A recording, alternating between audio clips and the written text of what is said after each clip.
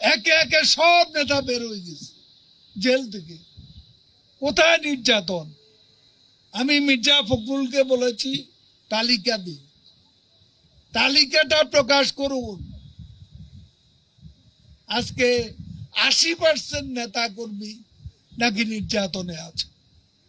এখন কেউ অপরাধ করলে খুনের মামলার আসামি, অস্ত্র মামলার আসামি, মানুষ মারার আসামি, আগুন সন্ত্রাসের আসামি হলে সেটা একটা অপরাধ। এই অপরাধের জন্য যারা জেলে যাবে তাদের জন্য কেন বিএনপির এত মায়া কান্না আমি জানতে চাই। নিরাপত্তা এই শহরে সন্ধ্যার পরে দেখবেন ফাঁকা, তারপর তারাবির নামাজের পর সারা রাত ধরে শপিং চলে। কোনো একটা বিচ্ছিন্ন ঘটনা হয়তো এ পর্যন্ত ঘটেনি যে শপিং করতে গিয়ে কারো নিরাপত্তা বিঘ্নিত হয়েছে গভীর রাতে অথবা শেষ রাতে।